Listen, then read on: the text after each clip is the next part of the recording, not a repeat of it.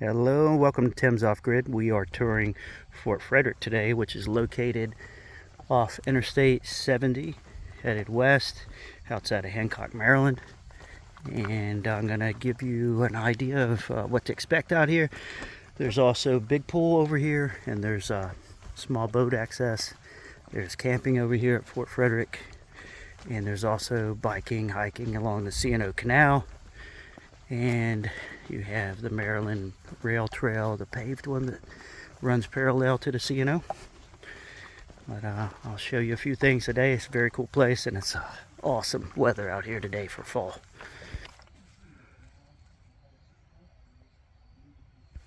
Yeah, this was the stopgap. Fort Frederick has two simple goals: stop whatever the French and its Indian allies throw at the colony.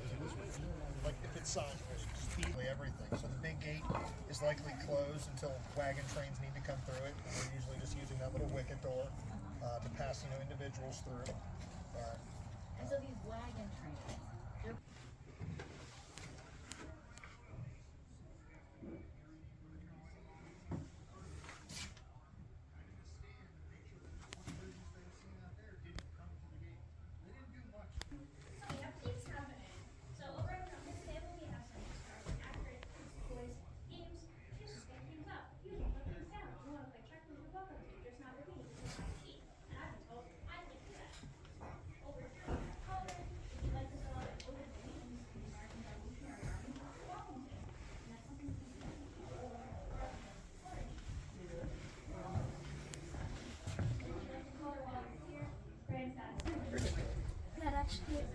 That's what women tennis playing. Do any of you have any questions thus far?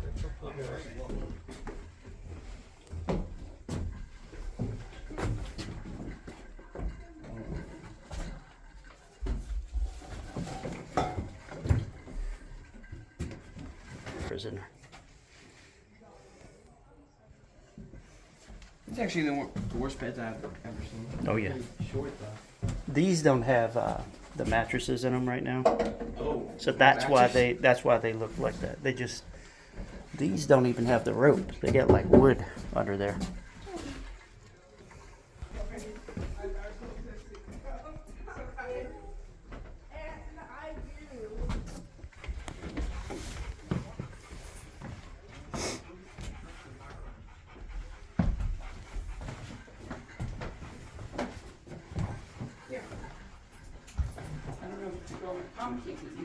This is the store.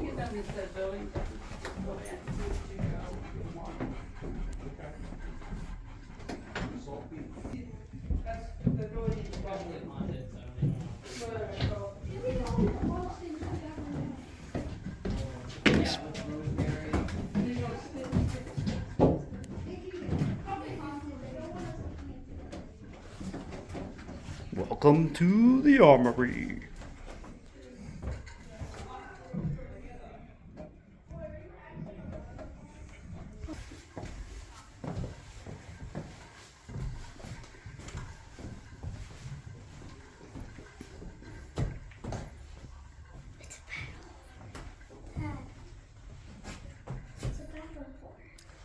Yes.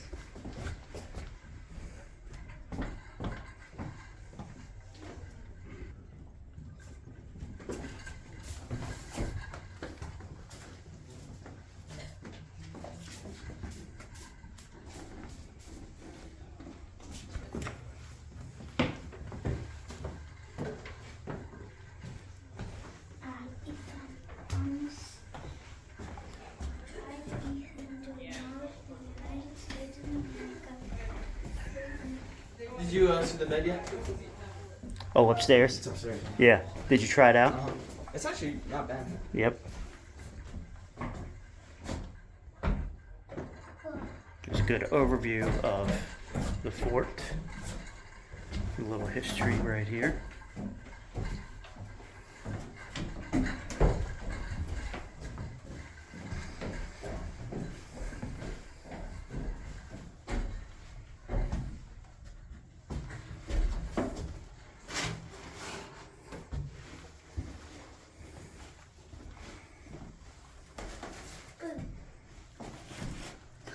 Oh my, he's in the chimney.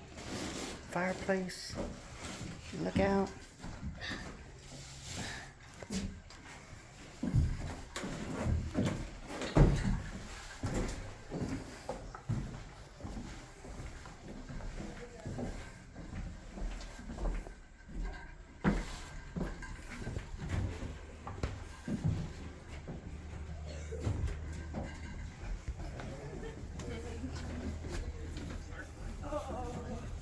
All right, time to go night-night. How's your hospital bed? All right. It looks like it's got some rope underneath and a grid pattern, and feels like straw or hay inside of a doubled over blanket, and then a wool blanket on top. This is nicer than my bed. Well, I can make it one of these when we get home then. Oh! Just ran into something. So this is the hospital furnishings. Should probably get a nicer bed if you end up in second quarters, SIQ.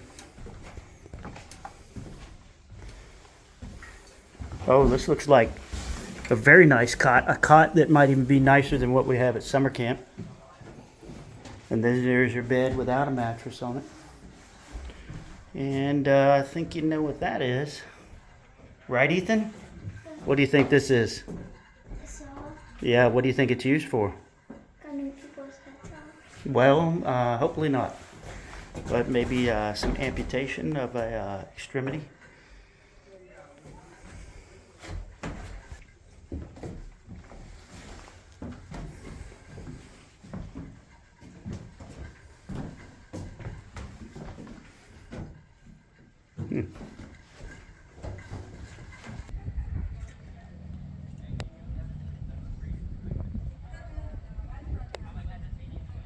If the officers wanted us to shoot, the commands would be make ready, present, and fire.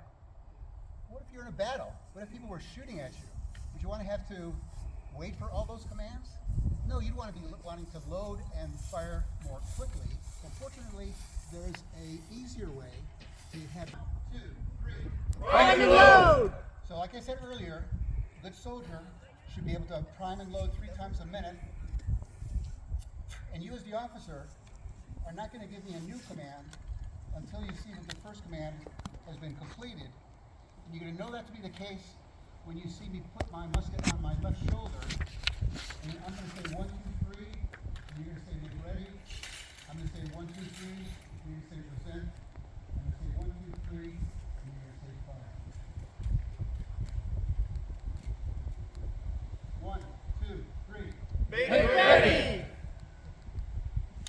1, 2, 3. Present! 1, 2, 3. Fire! So I fired my musket, but as you can see, the enemy is still advancing.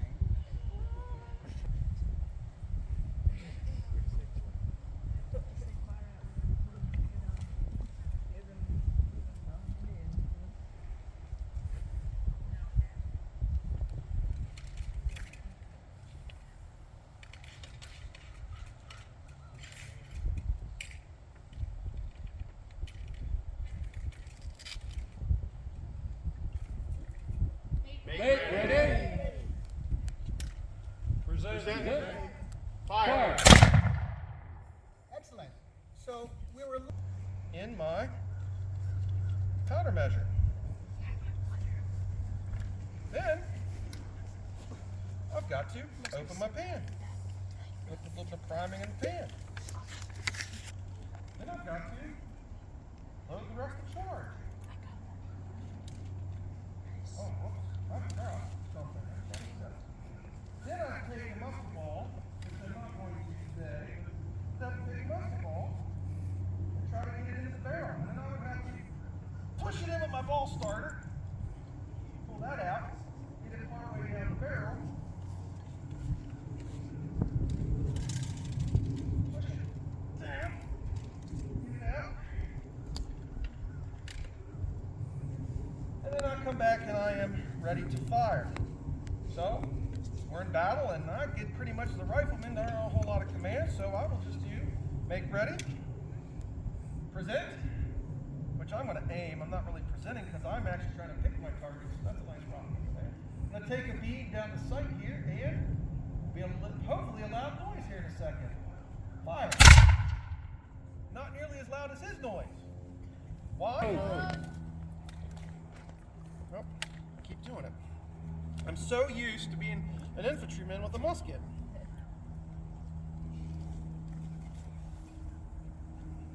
Oh, and if he's ready, you can go ahead and give the next command.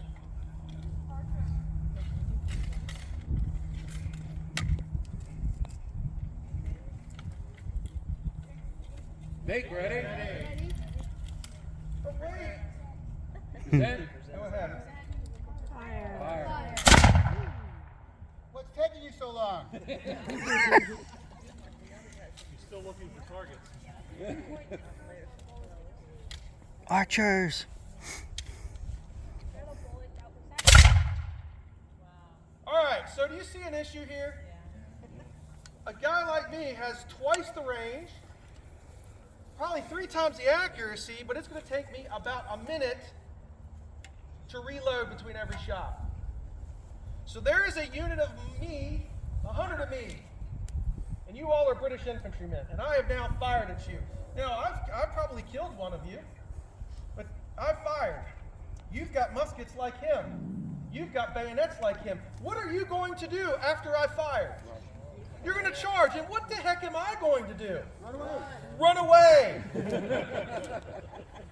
So we quickly learn in the American Revolution that you have to, in order for the rifle to be effective, it either has to be used in what the French would call petite guerre, or kind of guerrilla warfare, where we're just kind of sending guys out and picking off targets of opportunity, or if it's used in a battle, maybe there's a company of guys with rifles, but they've got to have a company of guys with bayonets beside them to protect them. And we eventually do learn this, and it works out. Because, you know, when you talk about Lexington and Concord and the retreat to Boston, there's a lot of rifles and Fowlers out there, and we're doing, you know why we're doing such good damage? Because we're hiding behind trees, we're hiding behind rocks and walls, and we can pick our targets, and the British are just like, oh God, what is happening? All right, let's get out of here.